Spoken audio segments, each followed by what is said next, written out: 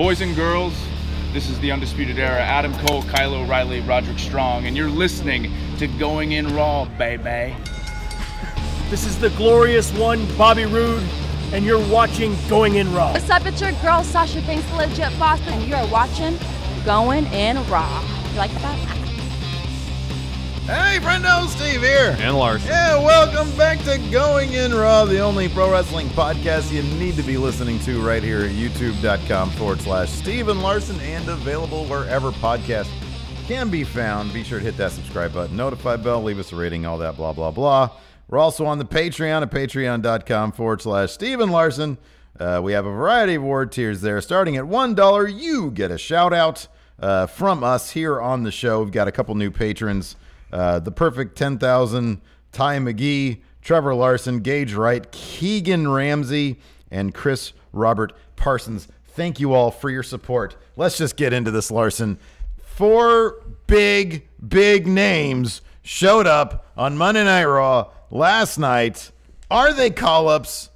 Are they not call-ups? I think they probably are. I know you're retreating to this blanket of comfort, thinking that these aren't true call-ups, Larson. No, why do you think they're not? This is a bid for a ratings pop. So Wrestle Votes before Raw they posted something on Twitter saying that there was some directive, some mandate from probably Vince to mix things up creatively for Raw. And since Vince doesn't know how to mix things up, he's just stuck in his old ways. The decision, I think, was probably just, well, let's just have a couple, in this case I guess 4 of our best NXT talents, put them on a flight from Orlando, fly them up here to Lafayette, Louisiana, and we'll get a ratings pop. We'll tweet that they're here. People start talking about it. I have this picture with Ricochet talking to Finn Balor. People start talking about it. My favorite caption. So I gotta take a look. I gotta give proper credit to this. People will tune in. They'll pop ratings because everybody loves NXT. Well, not apparently everybody loves NXT, or at least not everybody's aware of it, because the crowd there seemed to know nothing or next to nothing about any of these. I'm not gonna call call-ups because I don't think they're up there full time. Oh man, I don't know, man. Nothing that was. I think they're there. No, nothing that was said last night definitively makes me think that any of them are permanent call-ups. Why would you call up your top 2 men's singles champions while they still have the belts? You're permanently. Your top 4. Take Adam Cole out of the equation and maybe Velveteen Dream. Oh yeah, your top 4 guys. Yeah, your top 4 guys. Why would you call them up en masse, bring them up to the main roster? Right, that there is a lot to unpack. I don't think they're permanent call-ups. I think it was just a one-time rating pop because Triple H said, "Hey, we're gonna have some people making their debuts tonight. Ooh, get excited!" And then proceeded to show a bunch of poorly photoshopped graphics with some B-roll.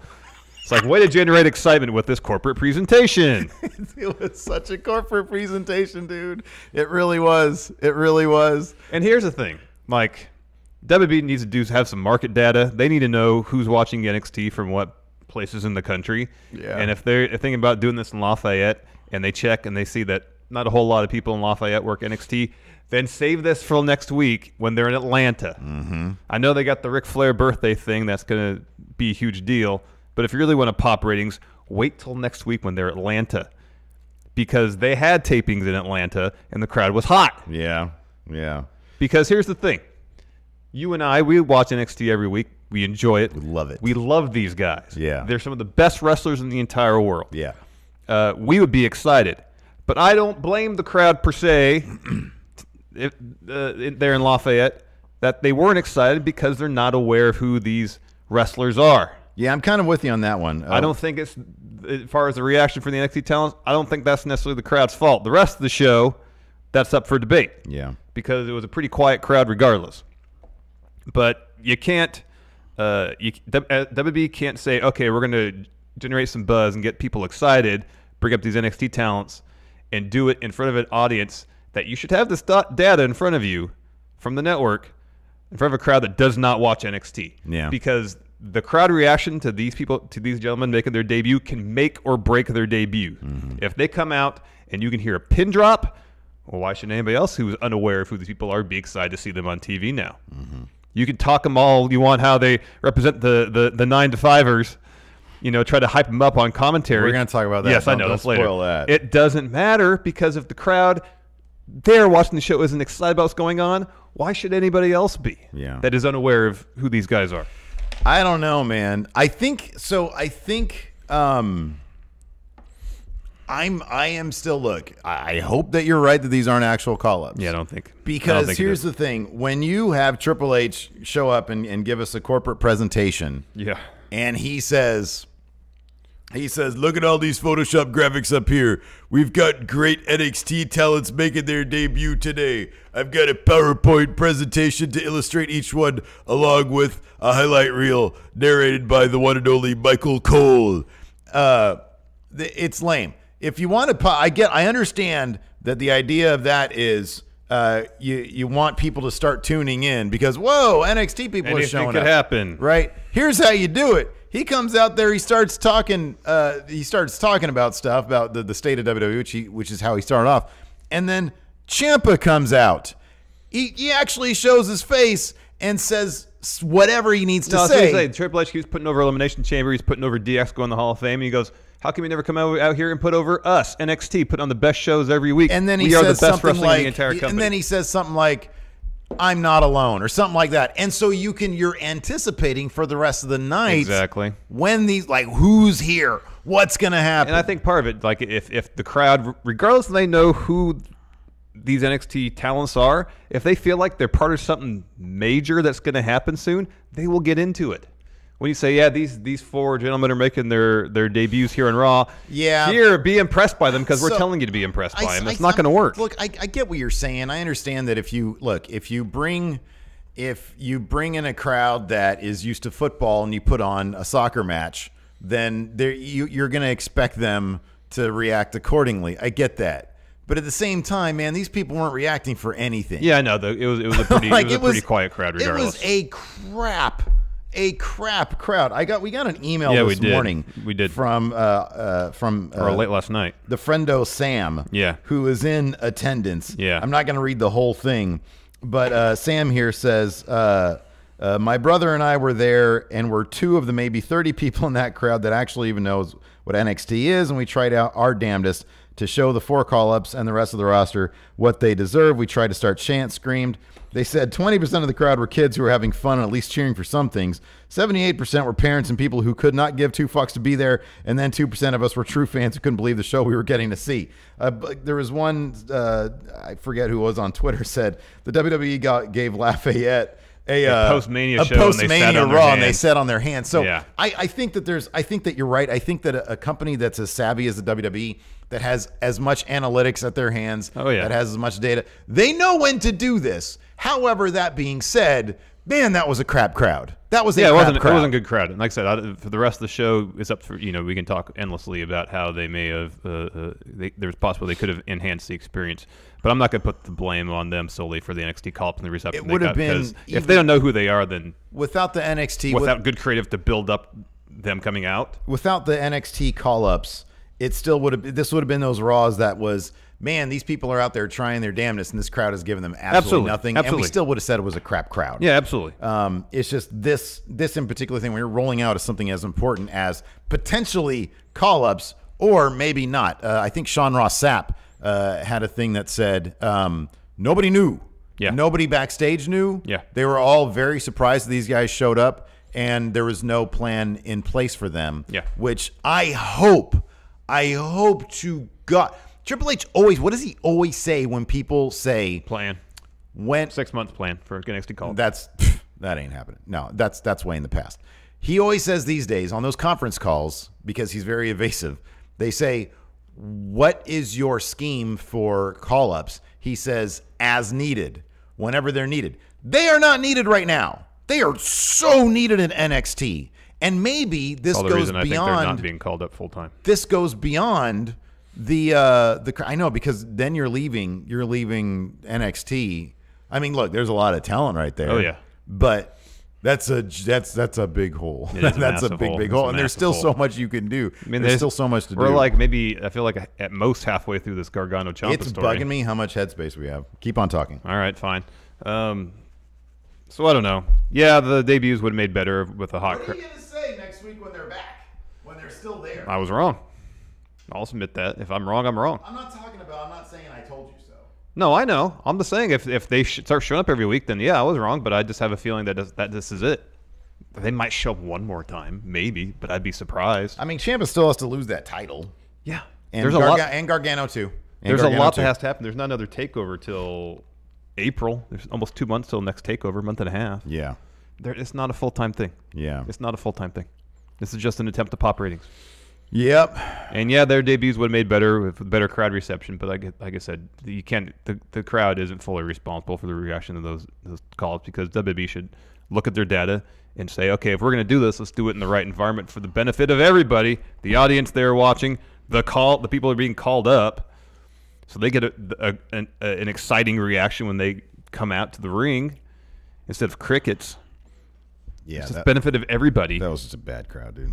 It was a bad crowd. I'm not debating terrible that. Crowd, man. Terrible crowd. I'm saying WWE did these NXT talents no favors, calling them up in a city that apparently doesn't know anything about NXT. Yeah. Yeah. That being said, Ricochet was like the one guy who managed to get a pretty solid reaction at the end of his match. I had a big smile on my face during that entire match. Oh, he's incredible. To be honest with you. And I thought that he was the one guy where they kind of creatively used him. It's a story that mattered. In a story that made sense for him to have come out. Yeah. You know? Like it really made no sense for creatively or narratively for DIY to suddenly take on the Revival unless you watched NXT and knew what great matches they had. Yeah. That's something the real motivation. Yeah. And the match was really good. The match was really good. I mean, I'm guessing Aleister Black may have had a match with Elias in NXT, but it wasn't like there was a feud. Probably no squash matches. Yeah. So. No, you know the crappy thing about the Elias thing. I mean, that might be proof.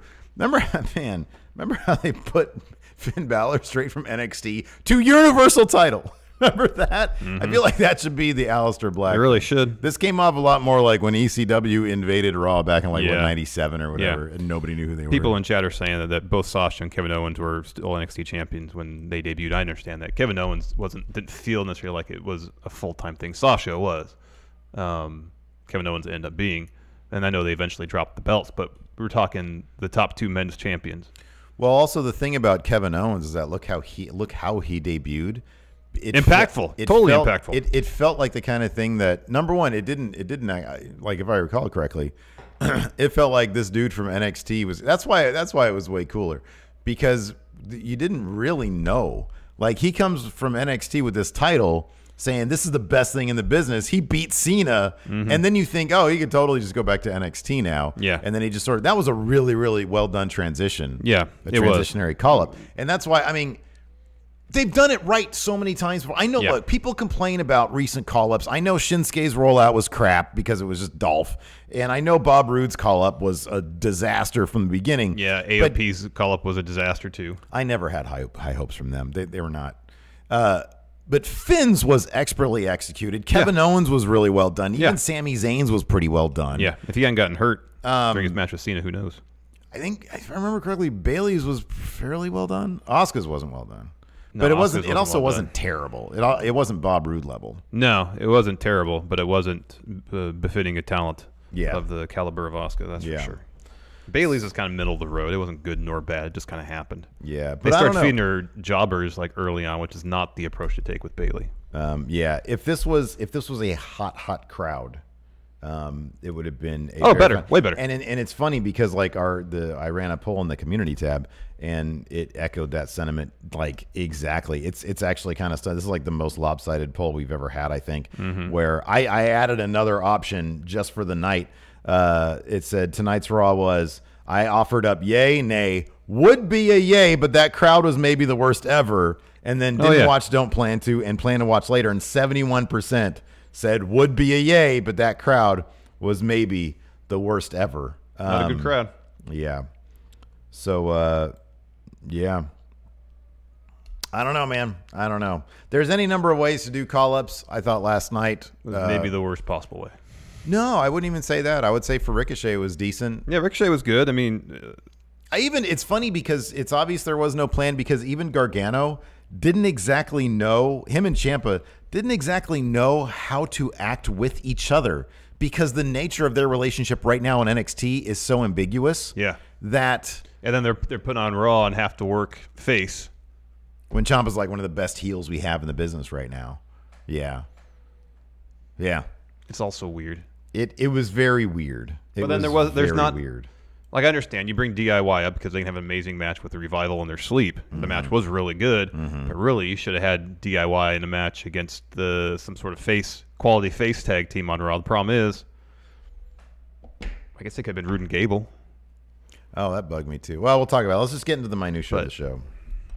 First of all, like we said, Triple H comes down and he talks about a lot of stuff. He recaps Elimination Chamber. So there's a lot of cool stuff going on. We're on the road to Mania. Hey, other cool stuff. Maybe watch ESPN. He puts DX over.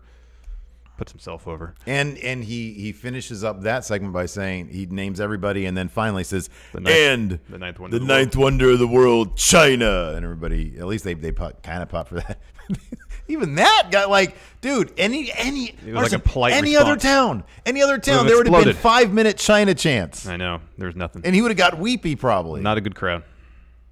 And then he said there's going to be some NXT debuts tonight, and then proceed to PowerPoint corporate presentations. He named them one at a time. Ricochet, still followed by B-roll with Michael Cole commentary, Aleister Black, Johnny Gargano, and Tommaso Ciampa. Part of me was wondering, like, when we saw that, if that is what we can expect from the more sports-oriented Fox-type broadcast, where things are there, where the surprises are fewer and far between, and instead we get a more sanitized corporate rollout. Like, oh, I hope not. I hope not either. Man, I want that. I want it to be unpredictable and edgy and fun and I know cool. Well, they have this. I feel like WWE has this thing now. It's gone back for years, ever since when Brock came back and they spoiled it on Twitter, where I feel like they're less worried, or they're not worried at all, about holding back surprises for narrative purposes. As in, they don't want to like keep a whole lot of stuff secret, because they think, well, if we announce this is going to happen, people will watch the show. Which may be the case. Which is crazy, because these days with Twitter, in the age of, like, you know, people instantly, they'll instantly either flip over or whatever. Yeah. Like, because you're just on Twitter the whole time, so you roll out one tease at the beginning, and like one big tease, and then they'll tune in, and then they'll be happier because they'll be shocked and surprised. Yeah, you'd think so. And the Triple H's promo, he said, to kick off the show, we got a tables match. Braun and Baron. Was this their blow-off? Felt like it. Could be. It was fun. There was no Drew, and Drew seemed to have moved on. Yeah, he's got other issues he wants to deal with. It was a fun match. Yeah, it was fun. It was a tables match, and whenever, I mean, I'm not going to say this is Braun versus Roman from a couple of years ago, but again, because I really want this to be done with, I'm very tired of it.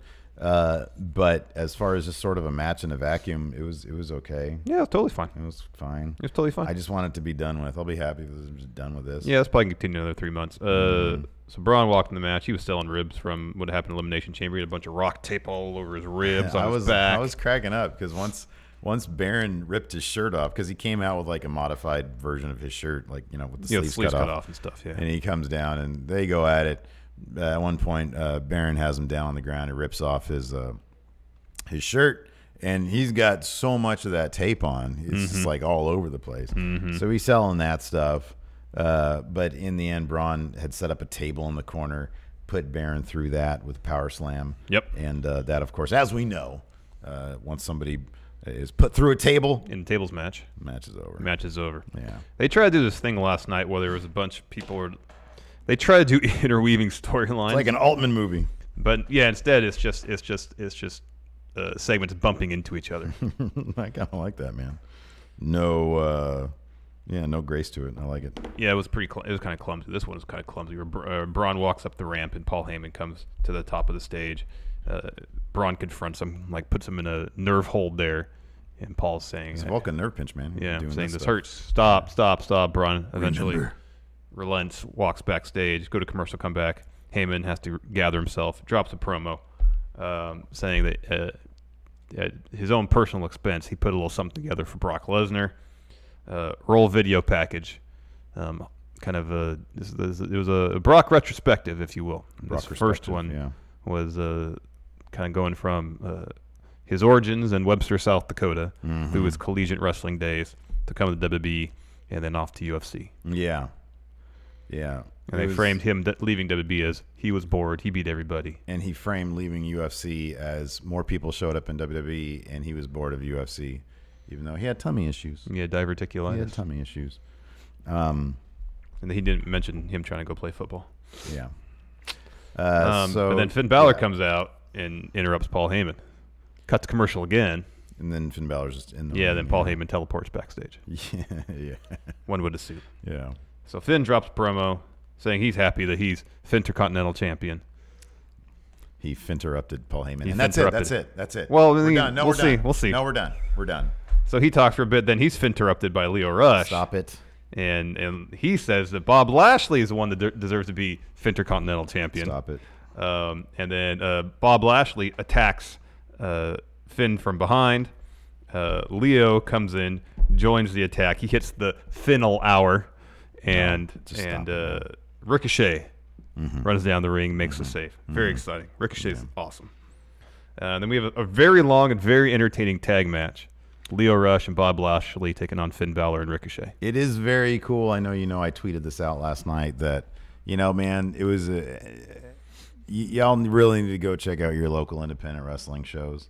I mean, we're kind of lucky here. We're 6 hours away from something cool like PWG. We've never been to a PCW Ultra show, but I hear those are really good. Yeah. But this, even closer, APW. There's APW. There's a lot of wrestling everywhere, pretty much, and there's a lot of good stuff. Like happening. These days, across the country, like so many, this is the kind of thing we saw Ricochet versus Leo Rush, like 2 years ago or so. Mm-hmm. Yeah, it was 2 years to pretty much to the day at PWG. Wait, seriously? Yeah. Really? Yeah. That is interesting. And holy moly, it was so much fun to see that back then, and now we get to see this on Raw, the biggest stage of them all. And it was a delight to see those people not react to the amazing match.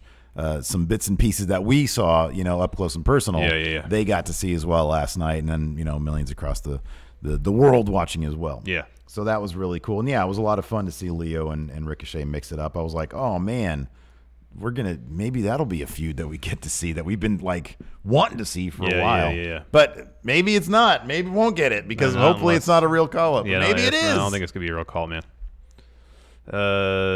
We even got to see a bit of Ricochet and Bob Lashley, and that's cool.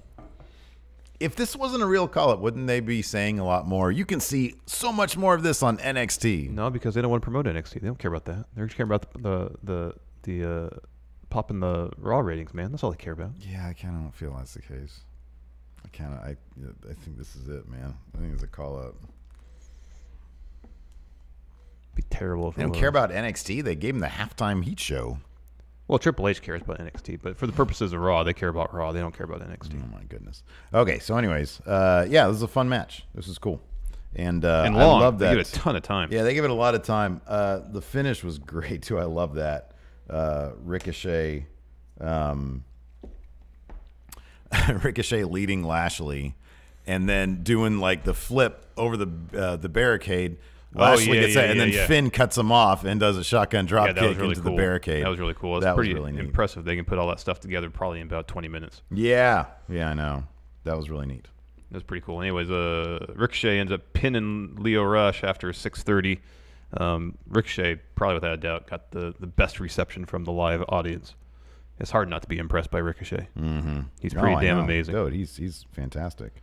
Next, Natalya and Triple H are just kind of talking backstage. In walks. Oh, Michael Hill apparently says they did actually say that. What? That apparently you can see this kind of action in NXT. Maybe they did. They probably did. They probably didn't. Drew McIntyre walks in. He says, Triple H, when I came here, I wanted to prove to you that I belong at the top of the food chain here in WWE. I wanted the main event WrestleMania against Brock Lesnar. Give me Seth Rollins. I'll beat him and apparently take his Mania shot. And before Triple H could say anything, Dean walks in, says he's not going to do anything, slaps Drew across the face, and then Triple H says, so you want me to change that match? That was, yeah. And then rad. Drew just says, change the match. Yeah. So Drew versus Dean coming up. Next. So I forgot, we actually should have asked our NXT insider Karen about this. She actually just said something here in chat. She said, NXT will be fine. I don't anticipate these guys going up until after Mania because they've started the next TakeOver Foundation at the last taping. And then the next taping is kind of interesting. I'm not going to get into spoilers, but the next taping is tomorrow, the night that some fairly pivotal stuff happens. Or maybe. Yeah. On the TV show. So the people in attendance, if they're not able to see the TV show, hopefully they're all there for that last taping. Yes. Anyways. Yes. So it all makes sense to them. Yeah. Next we have Lucha House Party taking on Kurt Hawkins and Zack Ryder. Short match. Kurt Hawkins had a decent measure of offense. I don't think Zack Ryder was in this match at all, was he? If he was, it wasn't in very long. I barely watched this match. Anyways, Lindsay Dorado pins Kurt Hawkins after Hurricane Rana. Probably because I knew how it was going to end. And then Zack Ryder instantly went to console his friend and tag team partner. This what the hell was this? This next part was maybe the most cringy shit I've ever seen in my life. It was confusing. It was poorly scripted. Heavy Machinery, could they come off anymore as jobbers? They really do. Not in this case. No. They looked horrible here. Oh, God, this was so embarrassing. The dialogue was bad. Oh, it was awful. Bad. It was as if they were on like a late night talk show and the people of the late night talk show didn't really know what they did or what their gimmick was.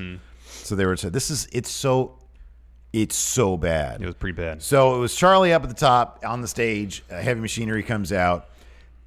She introduces him. And Tucker, who obviously needs more time at the Performance Center in the promo class. Well, he doesn't have a distinctive voice. No, he doesn't. At least Otis, Dozer. Yeah. There's something distinctive about it. Whether you like it or not, it's something else entirely. But he's got a thing on the mic, whereas Tucky, he just talks. He sounds like an even more awkward Big Cass. Yeah. He sort of, I don't know if they're from the same area or not. I don't think so. But he kind of sounds like a more awkward Big Cass. We're all about getting in the gym. Getting a good sweat on. Which is, come on, factually incorrect. Look at those guys.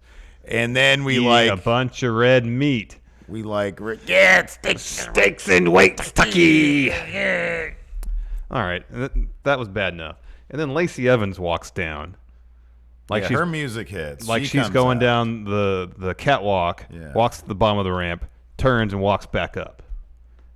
And then between Heavy Machinery and then cue Heavy Machinery's music, they do the bushwhacker stuff down the ramp and back, and then she acts like she's impressed by something. I don't know. What the hell? It was hard to. It was one of those things. You know, it's been a little while since Raw has made me embarrassed to be watching. Yeah, that was a good word for that. That segment made me embarrassed. Yeah. To watch at that point, it was. This is so these poor sons of bitches having to go out there. Okay, so what are we gonna do out there? I don't know. Do the bushwhacker walk. What the fuck? What? They've done the bushwhack, not the walk, but in the ring they'll do this. Yeah, I know. But it's stupid. Why would you do the bushwhacker thing? You're not the bushwhackers. They're the bushwhackers. It doesn't make any sense. You're Heavy Machinery, stakes and weights. That was horrible. Yeah, it was confusing, poorly scripted. Just everything about it was pretty much bad. Next, we had DIY and Bob Roode and Chad Gable backstage. And Bob Roode and Chad Gable were complaining about DIY, who were just showing up on Raw, getting an opportunity against Revival. Non-title match, mind you. Yeah. So what do they care? You know what kind of bugged me about it? It shouldn't have bugged me. It shouldn't have bugged me. You know what bugged me about this? Was Chad Gable pointing out that he beat both of them when they're in NXT. I didn't like that. Yeah. I was like, dude, don't bury these guys. Don't let people know that Chad Gable, who I really, I like Chad Gable a lot. I think he's got tons of potential, but he's had tons of potential for, I don't know, 5 years now. And, I mean, I haven't really seen him quite utilize his potential too much. And he's coming in talking to the NXT champion. Well, why didn't Ciampa just lay him out with his title at that point? Yeah, probably should have. Like, he just sits there and takes it. I beat both of these guys. They said, well, things are a lot different than they were in 2015 or something like that. I don't want conversation, man. You want action. I want a title action to the head. To that, boy, that bugged the crap out of me. Anyway, as Revival walk in, the cock of the walks. Cocks of the walk.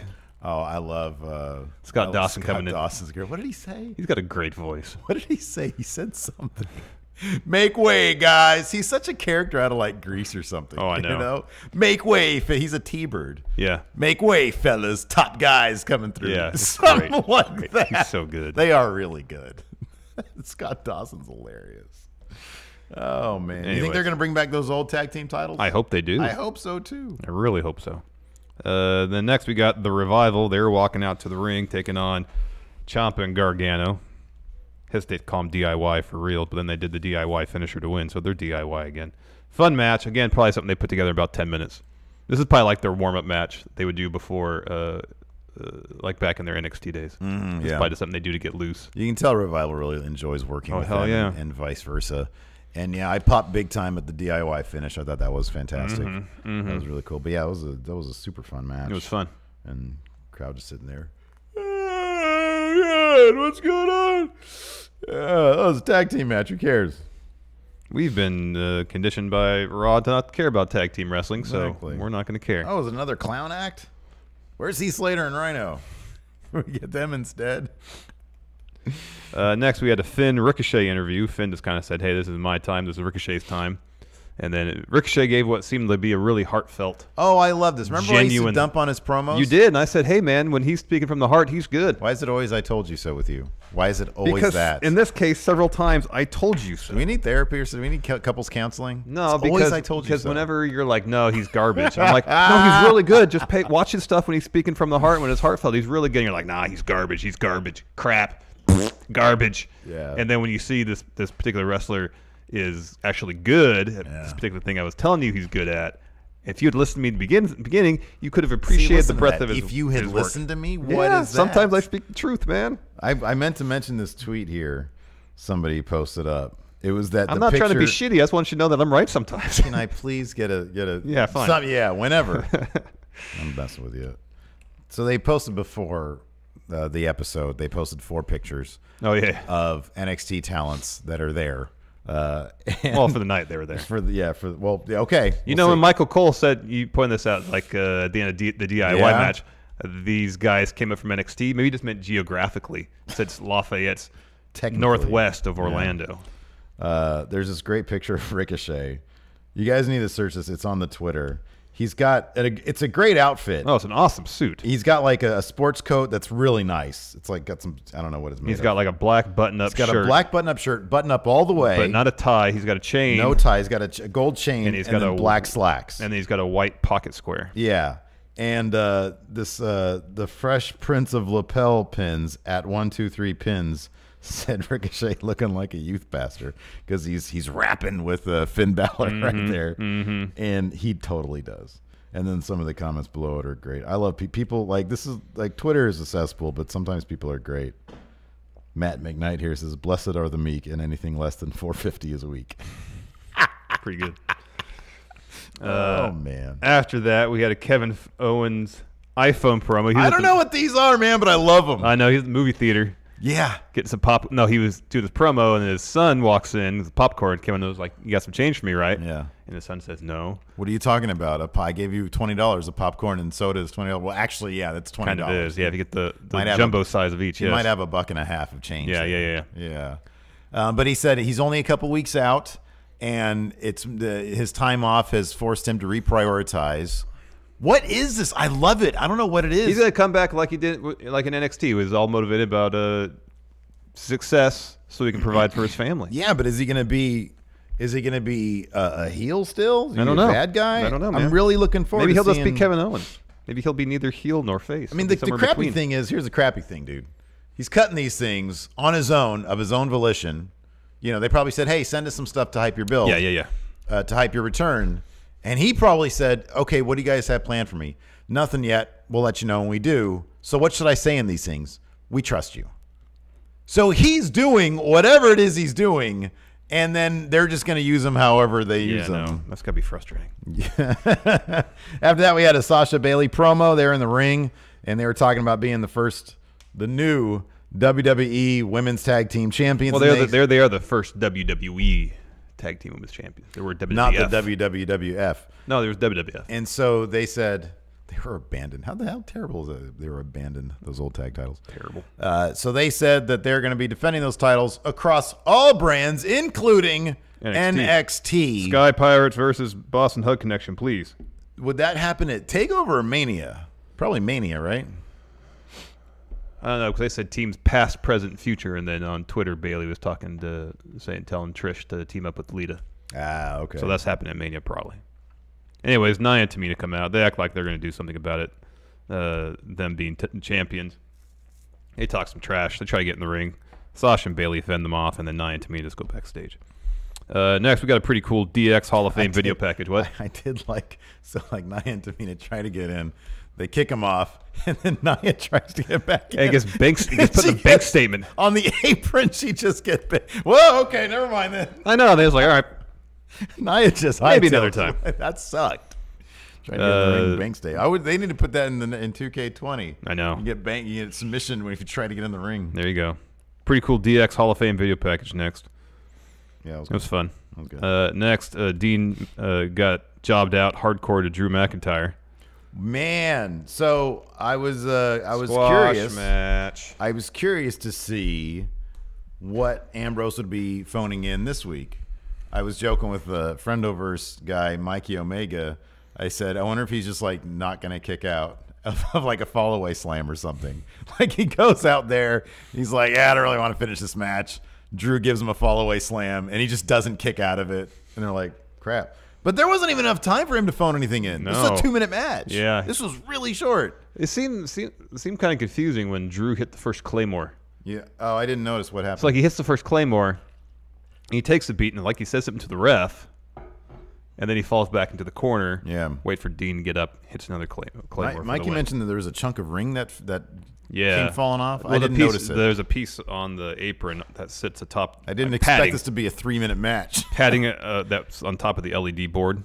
Oh, that's okay. on the apron. Okay. That just came off. Man.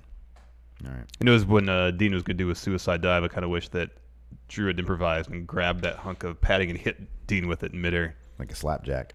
Oh, one spot I want to mention from that tables match that was pretty cool was when Baron did that jump off the apron and ate the ring steps. That was cool. Yeah, that was cool. Looked like that could hurt. Next, after Drew decisively vanquishes Dean Ambrose, second part of the Brock Lesnar vignette, courtesy of Paul Heyman. The Brockumentary. Yeah, the Brockumentary, which takes us from his return, his match against Cena, all the way to the present. After that, Seth Rollins' interview. Again, going with the storyline that he's willing to do just about anything to beat Brock Lesnar and be Universal Champion. I'm really happy they're like basically sidelining him until probably after Fastlane. I really like that. I just want that guy to rest up. Me too. And then Dean walks in and he goes, "Where were you out there?" And Seth says, "Have you lost your mind?" And then Dean makes a really silly face and goes, "Eh," and walks off. They laugh track this, you know. Yeah. Did you hear that? Yeah. They added laughter to this. Canned laughter. Unless the audience that was the top reaction the whole night. Because there was a massive guffaw. That's a good word. There was a massive guffaw there. That was just weird. So anyways, after that we had an Elias promo, and he complains of being interrupted. The only thing clever about this, I actually thought it was kind of clever, when he went to strum his guitar, it was the initial strum chord, whatever. E minor, yeah. Yeah, for Aleister Black's theme. I was like, oh, well, that kind of connected pretty well there. Because it's like Elias was about to play, "Where's that one? Evil?" I think that song is called Fade to Black. Yeah, I think you're right. He talks some trash about the crowd in Lafayette. Says he's not going to do a song for him. Then he does a song for him, but then is interrupted by Aleister Black. Yeah. He drops a promo and says, because he says something like Elias wouldn't enter some kind of trance state so he could forget that he's in Lafayette. "If you wish to go to sleep, you will. I suggest my new caffeine-free coffee-flavored ice cream. My melatonin-infused ice cream." Oh, let's talk about commentary during the segment. Terrible. Let's talk about Vince McMahon backstage, having seen Aleister Black for the first time. Probably. Mind you. He might keep out. If you're right, he might keep Aleister because the shit he was telling these people to say. Listen to this. Maybe it's Michael Cole, but some of this sounded so much like Vince. Well, one time it sounded like Michael Cole was literally channeling Vince's voice. Because he went like this. Yeah, exactly. So Cole starts off by saying, now, Grant, I know we're blessed maybe we take it for granted that we get Mauro Ranallo and Nigel McGuinness. Oh yeah, some of the best. Some of the best. I mean, what did Mauro say about Lars Sullivan? A Jack Kirby creation come to life. Oh, that's beautiful. Yes, poetic. That's beautiful. Yes, it's great. Poetic. Cole, he is the dark, moody, the intimidating Aleister Black. Off the top of my head, I can come up with 3 better adjectives. Death metal. He is the death metal. Moody. Brooding is a much better word, and they say that later. Moody, no. I get moody when I forget my lunch. Yeah. You know? Well, who doesn't? Right? Yeah. Aleister Black doesn't forget his lunch. No. He's brooding. If he's hungry, he just goes and, rips, I don't know. This just line, goes and gets some food. He hunts some food. This line from Corey, I think, was probably Corey, because he said this next. We don't want to walk with Elias. We walk the left-hand path with Aleister Black. Yeah, that sounds something Corey would say. That's actually a really good line. That's too eloquent for Vince. Exactly. And then Renee says, for the love of God, Elias, get out of the ring. So that's Vince yelling in her ear. Yeah. Corey says, Aleister Black has spent his life never quite fitting in, never feeling normal in society. And he's all stuff you would never say in NXT about. Right. And then Renee says these exact words. Because I listened to this like 5 times. I had to repeat. I was like, wait, did she really just say that? She says he carries the underbelly of society. It's another Vince line. Now, she could be referring to Aleister Black when she says he carries. Yeah, there was no pronoun before. There was no he says. Yeah. So either she was reading that line of description off the format, or Vince is telling her and she's saying he as in Vince says he. I don't know, but she was, yeah. After that, Corey, who just said he fights for people who don't fit into society. Corey says he fights for the 9-to-5ers, the blue collars, which, if I'm not mistaken, takes up a vast, vast amount of the population of this country. Yeah. Blue collar workers. Yeah. That's sort of the nature of the thing. Yeah. Does Aleister Black have a vocational gimmick now? He's heavy machinery now. Yeah. They literally say blue collar solid on their thing. On their vest, yeah. He fights for the 9-to-5ers, the blue collars? Vince is just dumping out a bunch of verbal diarrhea in their headphones. That was pure and Vince. Making him say it. And then Cole here says, he's a dark destroyer. And then the last little bit of line here I have is like Renee ran over a Corey line about, I think it was when Aleister Black, maybe it's when he did the moonsault thing to the sit down. I forget which TV botched. Renee said, it's black magic here with Aleister Black. What? It's not good, man. Oh my God. It's pretty bad, dude. It's pretty bad. It's pretty bad. Pretty bad. Not good. Not good at all. Anyways, Aleister won with a black mass. It wasn't even much of a match, sadly. Yeah. No, the thing that I liked about it. They got his entrance right, though. Entrance was great. Looked great in the huge arena. I'm so used to, Kevin Dunn figuring out his entrance. I'm so used to the action in NXT being so dynamic and interesting. And then we come back from commercial break, and what do we see? Aleister Black in a rest hold on the ground with Elias for 35 seconds. I know. So I don't know, man. I don't know. Maybe they didn't have a whole lot of time to work out their match. Even the finish was a little sloppy. Mm-hmm. Yeah. Obviously, Aleister Black won with black mass. Mm-hmm. But yeah, I'm hoping, man. I'm hoping they get real call-ups. Yeah, they will later. All right. I trust you. You can say I told you so all I want on this one. Yeah, and if I'm wrong, I'll say, yeah, I was wrong. I'll never say I told you so to you. Yeah, you would. I think I have. Several times. Probably in those exact words. Why did Ruby Riott get a... See, I think Meltzer was like calling out the logic on this one. I actually didn't mind it. This is a way better match. Ruby Riott versus Ronda Rousey was the main event. Yeah, it was a good match. It was the better match than the Elimination Chamber one by far. That was hardly a match at Elimination Chamber. I understand the logic of, or the, people calling out the logic of, well, she got squashed. Why would they have her do it again? I don't really care. Ruby Riott deserved to have a good match with Ronda Rousey, and she got it here. It's a shame that didn't happen at the pay-per-view. It wasn't like they were short. It seemed like they were short on time. Yeah, right. They just want to have a squash match. I guess the idea is that Ruby is only at full strength if she's got the Riott Squad with her. That could be. That could be. Maybe they just wanted to make sure that the did Ruby after losing in less than 2 minutes, go to a McMahon and lobby them, say, well, I can only really have a match if Riot Squad is with me. They weren't with me in Elimination Chamber because they went through that chamber match. I want a rematch on Raw after getting squashed in less than 2 minutes, but only if Riot Squad's with me. And someone said, sure, that's fine. That's as good as explanation as we're going to get. So, sure, that's what happened. It was a good match, though. Yeah, no, it was a good Ronda match. kicked out of 2 Riot kicks. Yeah, that wasn't so good. That second one was cool, the one kind of off the top rope. Yeah, that was neat. That was neat, but yeah, her kicking out of that was kind of weird. Anyways, Ruby misses the top rope senton. Ronda puts her in the arm bar.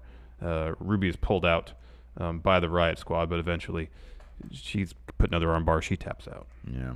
And then the Riot Squad. It was a cool application of the arm bar, too. Like she did the step-up thing and then flipped over. That was neat. And then the Riot Squad kind of half-heartedly tries to attack Ronda Rousey, and Ronda Rousey fends him off easily. Did Ronda forget her gear? Did they lose her luggage? Maybe. This was straight up Walmart gear. It really was. It was like there was no branding. It was just she just had like a cut-up shirt on her back. Yeah, that's right. They did the cut-up. Otherwise, it's just the black shorts. It was like and the white top, and it's plain though. Yeah, and just wrestling shoes. She's like, who am I fighting? Ruby? Really? Again? Really? All right, I'm not even gonna get dressed for this one. I didn't know I was gonna have a match tonight. My stuff's at the cleaners. Right. So, anyways, yeah, a really, really, really oddball Raw. Yeah. It's a super oddball Raw, thanks to many different factors. Yeah. Like the perfect storm of weird. It really was. Let's answer some questions. What do you say? Right, or do you want to do a SmackDown preview first? Oh, let's do SmackDown preview, because then people can't be like, oh, you guys are botching the SmackDown preview. Well, I mean, it's different between botching and forgetting. See if WWE.com will even load. There it is.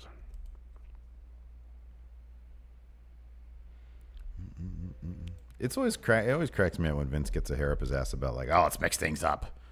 Well, what do you want to do? I don't know. Yeah, no. Callups. Sure. Ruin our entire friggin' plan for like the best feud ever with Ciampa Gargano. I know. All right, here we go. The new Daniel Bryan Fastlane opponent to be revealed. Despite facing 5 determined competitors inside one of the most unforgiving structures in sports entertainment history, the new Daniel Bryan overcame the odds to retain his eco-friendly WWE Championship. Now the self-proclaimed Planet's Champion will look to continue his crusade to save the world as the road to WrestleMania heats up. But there's still the final stop, WWE Fast. They really need to call that WWE Exit. Road exit, bump. What's it called? Exit lane. Yeah. There you go. Off-ramp. Off-ramp. That's what I was looking for. Tonight on SmackDown Live, the WWE Champion's opponent for the March 10th event will be revealed. Who will be the roadblock on Daniel Bryan's road to New York City? Well, they just described his opponent as a roadblock. Guaranteed win. Here, I'll try to read this off your screen. The Miz to issue a public apology to Shane McMahon after taking the fall that cost the Co-Besties the SmackDown Tag Team Championships on Sunday. The Miz at first was apologetic. Apologetic. Yeah, I was going to say he was epileptic. Apologetic to Shane McMahon. Later in the evening, though, the A-lister seemingly couldn't contain his anger at himself, even as Shane O'Mac told him not to worry about it. Miz refused to listen, leading to McMahon sending him home from Houston. The Awesome One has apparently cooled off and will issue a public apology to his partner in Houston. So hold on. Did Shane tell him to go home, go back to, I think he lives in Austin now, only for him to have to fly from Austin to New Orleans? I think to these people, home is the hotel. Yeah, probably. Or get on your bus. Or why is this not loading? That's weird. How will Charlotte Flair react to Becky Lynch's assault? Charlotte Flair expected to get an up-close look at her WrestleMania opponent, Raw Women's Champion Ronda Rousey at WWE Elimination Chamber on Sunday. She did get that as she witnessed Ronda Rousey dismantle Ruby Riott to retain her title. The Queen also got battered with a crutch by the suspended Becky Lynch. She probably wasn't expecting that. What a great line. She probably wasn't expecting that. As Flair gets ready for the biggest match of her career, will she have to continue keeping her head on a swivel as the man continues to come around? Will Lynch risk being arrested, which is something we forgot to mention. Triple H said at the head of the show, if Becky Lynch does this again, she will be arrested and prosecuted to the full extent of the law. But what I thought she did was pretty cool. Yeah. Yeah, that's weird. Will Lynch risk... Yeah, okay. To get another shot. Here, it's loading up finally. Hold on. About the Kofi Kingston one next. Can Kofi Kingston rebound from tough Elimination Chamber defeat? Yes. After incredible hour-long performance in last week's Gauntlet match, Kofi Kingston nearly went the distance at WWE Elimination Chamber. The veteran New Day member came within an eyelash of dethroning Daniel Bryan to capture the WWE Championship, but a high-risk splash from atop one of the pods did not go his way, leading to Bryan hanging on to the hempen title. Despite the setback, Kofi was not too downtrodden after the bout as he thanked the WWE Universe for their support, saying he was one step closer. Will Kingston continue his pursuit of the WWE Championship? Oh, look at this. Will the NXT TakeOver continue? Oh, no. It's going to happen again. Shockwaves were sent through WWE Universe last night when Triple H introduced NXT champion Tommaso Ciampa, Johnny Gargano, Aleister Black, and Ricochet as making their Raw debuts. The newcomers wasted no time in making an impact as Ricochet teamed up with Intercontinental Champion Finn Balor to defeat Bobby Lashley and Lio Rush. Ciampa and Gargano reunited as a team and got the win over longtime rivals. And Raw Team Champions The Revival, and Aleister Black clobbered Elias with Black Mass to pick up his first win on the Red Brand. Are these four superstars done making their mark, or could they also be looking to light up the blue brand? So that makes me think maybe a little bit more that it's not a true call-up. Yeah. Told you so. Bastard. That phrase is not used in movies enough. Back in the day, back in like the 80s. What, told you so? No, you busted. Oh, yeah. That's not used enough. I know. People are too vulgar these days. You busted. I know, it's good. Locaine, I'm from Lafayette, and that crowd was garbage. It wasn't a good crowd. I'll say it. I'm from Lafayette. Well, Austin Luff sent that crowd last night to developmental. Yeah, man. They need promo class. Joshua Martinez says, girlfriend gets a kick out of all of y'all answering my Matt chats. Who's that? Joshua, the Dynamic Knight Martinez. Oh man, the cinematic genius. Yeah. The auteur. Yes. The cinematic maverick. Moody. Yes, Moody. Brooding. Jimmy Thomas. Are NXT women going to show up on SmackDown? That'd be cool. Sky Pirates. There you go. Cody Miles, they need to call up the NXT crowd next. Yeah. James Peplow, best call-ups ever, worst crowd forever. Sorry. Yeah, not a good crowd. Mars D's, they gutted NXT. They're not permanent call-ups. Sean Lathrop, did the crowd reaction make the NXT call-ups DOA? Let's see here. Didn't help matters at all, that's for sure. What was that? Did the crowd reaction last night make the NXT call-ups DOA? Yeah. Didn't help things. Yeah. Alex C. Do you think the thing with the Aleister Black commentary was that they were accidentally given the Spitball Ideas sheet from Creative instead of anything curated? Yeah, they had two documents. One was just, let's throw a bunch of crap on there and see what works. Points, yeah. And then the other one was like the final bit. But here's the thing. They sent the wrong document. Corey and Michael Cole. Corey used to, do commentary for NXT when Aleister Black was there. And everything we've heard, like Michael Cole is actively involved in NXT. So that doesn't seem like crap that he would come up with himself. Mm-hmm. A lot of it, Mm-hmm. Jurassic Goo, Louisiana crowd is heel crowd. They poo-pooed Raw. They did poo-poo Raw. Vince is just Vince, man. Yeah. You know, Michael Cole, for all we know, Michael Cole had some Shakespearean-esque dialogue written for them. Man, he went to Aleister and said, hey, give me some of your favorite lyrics from your favorite band. I'll read those. Yeah, you're right, exactly. And then instead, like, he had that written down, and then you hear, okay, guys, listen, I got a bunch of great stuff. Represents the 9-to-5ers. Graham Too Sweet Me, does this mean Undisputed Era and Velveteen Dream will be on SmackDown? Probably not. No, here's the thing. I hope we get Velveteen Dream, Shayna Baszler, Undisputed Era, because there's no way all of them are leaving. Mm-hmm. Because then we know for sure it's going to be just a pop rating situation. Joe Juarez, Lafayette proved to be worse than Corpus Christi. Does Corpus Christi have bad crowds typically? I am not aware. Maybe. Josh Little, what was up with Dean last night? He's checked out. Senioritis. Oh, man, he is so checked out. It's kind of great. A.O. Worm also wants to know here on the Patreon. We do also a recap questions thread on the Patreon. You can get, on the Patreon, $1 and up gets you access to that. A.O. Worm says, will Dream be on SmackDown tomorrow? I don't know. That'd be great. Maybe. Will he have? Never mind.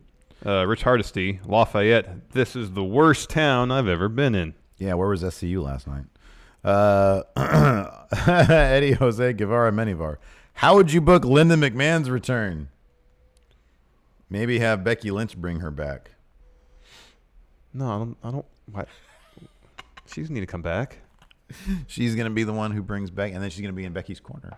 And then Shane will be in somebody's corner. Don't do and that. And then Vince No. will be in somebody's No. corner. And then they'll put Stephanie in the match, and she'll be in, and Triple H will be in her corner. No, terrible idea. Bazorkin. Rumor is that Cole is moving away from commentary. Wasn't that just some speculation by Meltzer and turned into a story? Yeah, so apparently in Meltzer's mailbag on his radio show, somebody sent him that question. I don't know exactly what the question was, but it was along the lines of, should the WWE start preparing, or have they started preparing? And I think Meltzer just sort of speculated on it. And then it turned into confirm Michael Cole's leaving commentary. Yeah. BreakingControllers.com. Aleister Black on Raw. Three many shirt incoming. Sorry. Three many shirt incoming. Let's see here. Chalupa Batman. Since it looks like some talents will be going to NXT from Maine. Oh, just talk about the women's tag championships. Yeah. Power rank 5 main roster talents that should go to NXT. Man, I was thinking about this too the other day. Who would I want to see over there? Seth Rollins should have a 3-month takeover thing. He really should. That'd be neat. I just want to see a takeover match with Seth Rollins, man. That's what I want to see. All right. Aaron Hagman. Kevin Owens, send him back down to NXT. Did you all, Sami Zayn, did you all see the rumor directive to the writers to think outside the box for last night's Raw? I guess that meant ambiguous call-ups. Yeah. Yeah. Oh, wait, what was that? The rumor, I spoke about that. The rumor directive of the writers to think outside the box. That just meant call-ups to pop ratings. Jeez. Nate Williams, what is with Vince's fetish with... Here's an outside-the-box idea. Long-term vision! I know, what a thought. What is with Vince's fetish with the Anoa'i family tree? Roman fails a drug test and gets a U.S. title, and Usos get arrested. They get tag titles. Well, if anyone else did that, they get fired or punished. Wait, no, what? I don't think any of that's true. The U.S. title against Usos.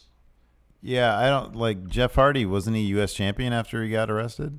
He was in the mix for it. He was just He fighting. was hardly punished. Yeah, I don't think that. I think that it's just like any other. Somebody made this analogy the other day. It's like any other job. You go out, you get arrested.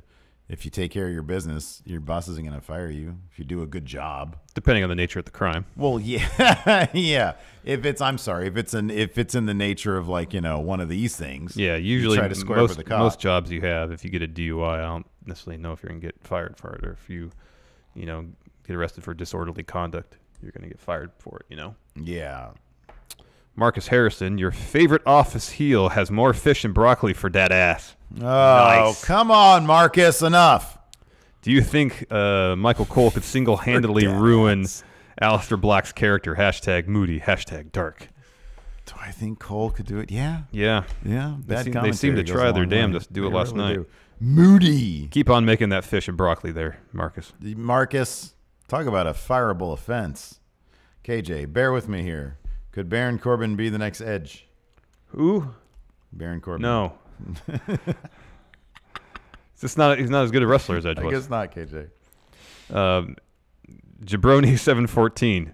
I always fast forward heavy machinery stuff in NXT. Still doing it now. Sounds like their bit hasn't improved. Oh. So I'll continue to skip it. It was bad. It's so bad. It's so bad. It's not just bad. It's so bad.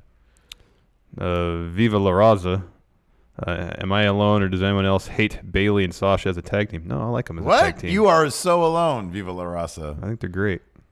Tu es solo. Carmen Childers. What exactly is the logic of calling up 4 new NXT talents? Will they have a large group of NXT call-ups from weeks ago they've done absolutely nothing with? Now, I'm hoping you're right. We're talking about heavy machineries on TV every week. Lacey Evans making an impact. Lars Sullivan's at home tweeting about it. He said, look at, wow, it was great. NXT call-ups, lol. Or something like that. Where are you, bro? Where are you at, Lars? Man. Vandalia, 1998. I was wondering your opinion on something. If the 2010 NXT was more like current NXT, who do you think the championship lineup would be till we reach Seth winning the title like he did? So the first class of NXT, that was Wade Barrett, Daniel Bryan, Ryback, So we take. When did David Otunga? So I wouldn't be surprised if Wade Barrett had been champion, NXT champion. If Daniel Bryan had been NXT champion. If instead of making it like a game show, if it was a proper promotion. Oh, they were really high on Daniel Bryan. And they were really high on Wade Barrett. Yeah. Yeah, Daniel Bryan definitely would have been an NXT champion, yeah. At least those two gentlemen. So starting from 2010, so the first season of NXT. Seth was first champion, then it was like when it was a promotion, yeah. Yeah. What were go to the original format.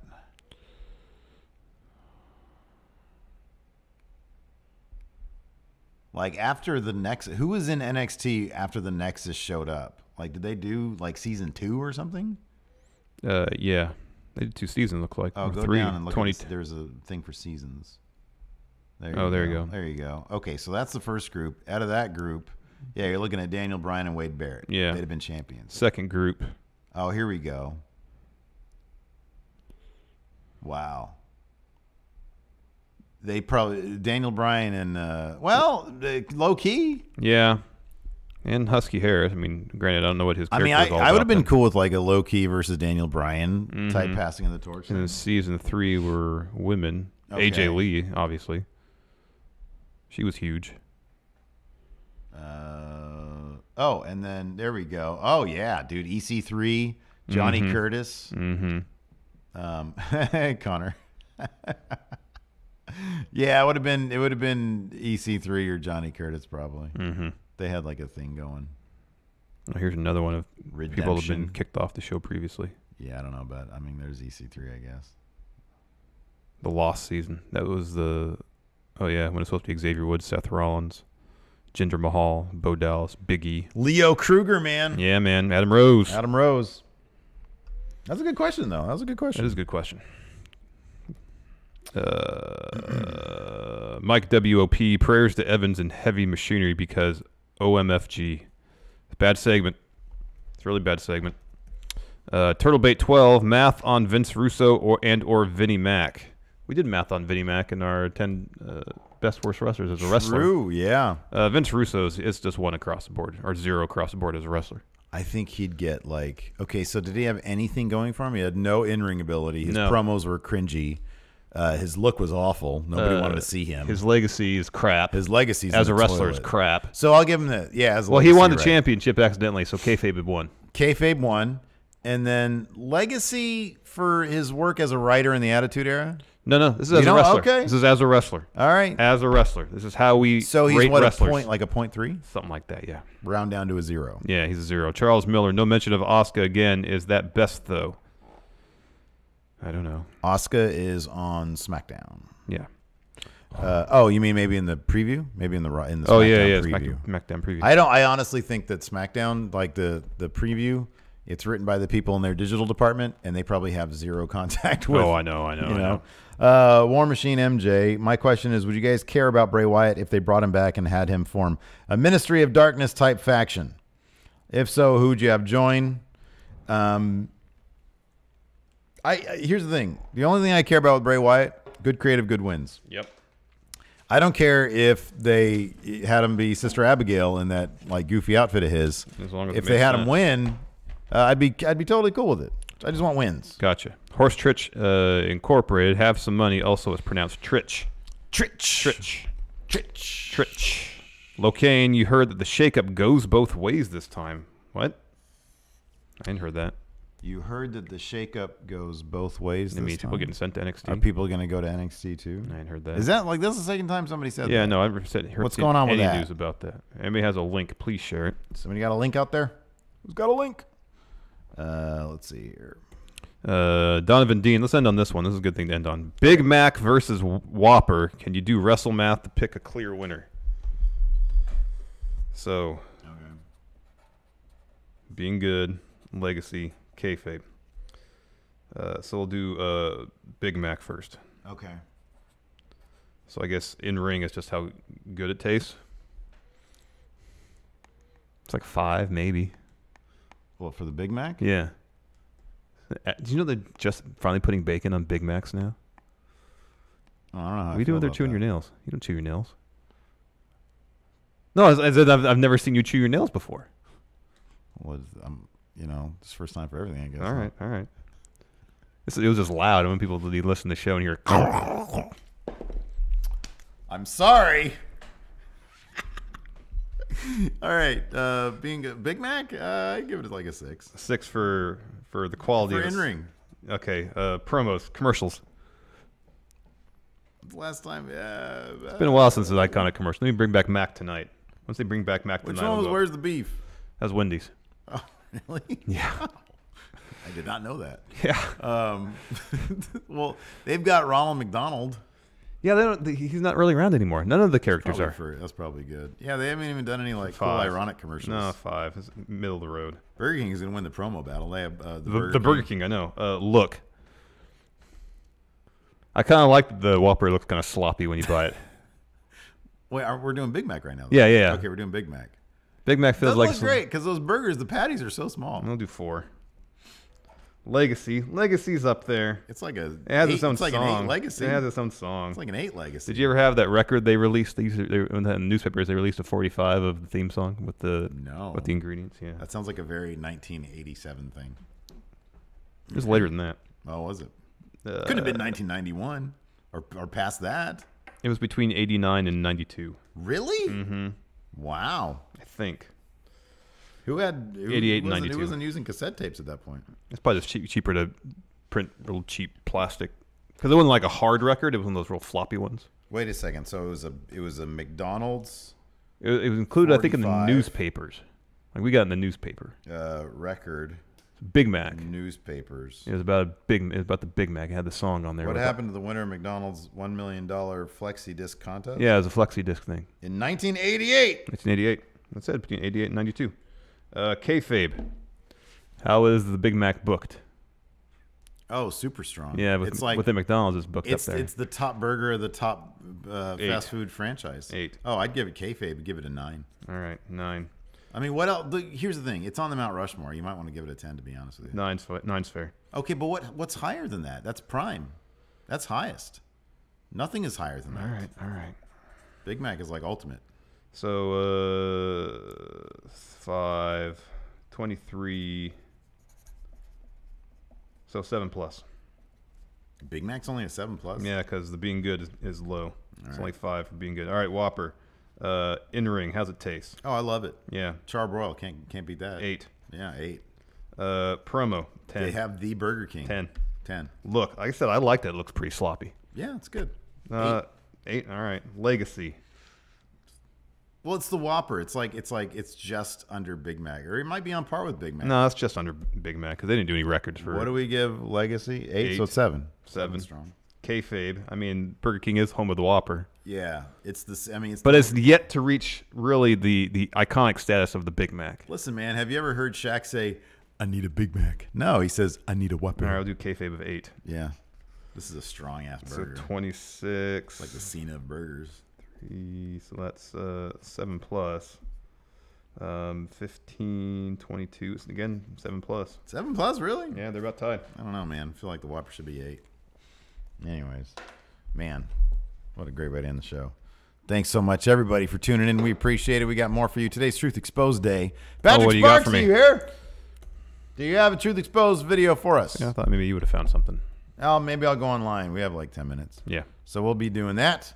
Thanks so much for tuning in. We appreciate it. Here's an ad for our Patreon. Until next time, talk to you guys later. Bye. Be a part of Going In Raw today at patreon.com/Steven Larson. Starting at $1 a month, you can enjoy Going In Raw ad-free, gain access to the daily 30-minute Going In Raw post show, exclusive merchandise, and so much more. Support Going In Raw today. Click the link in the description.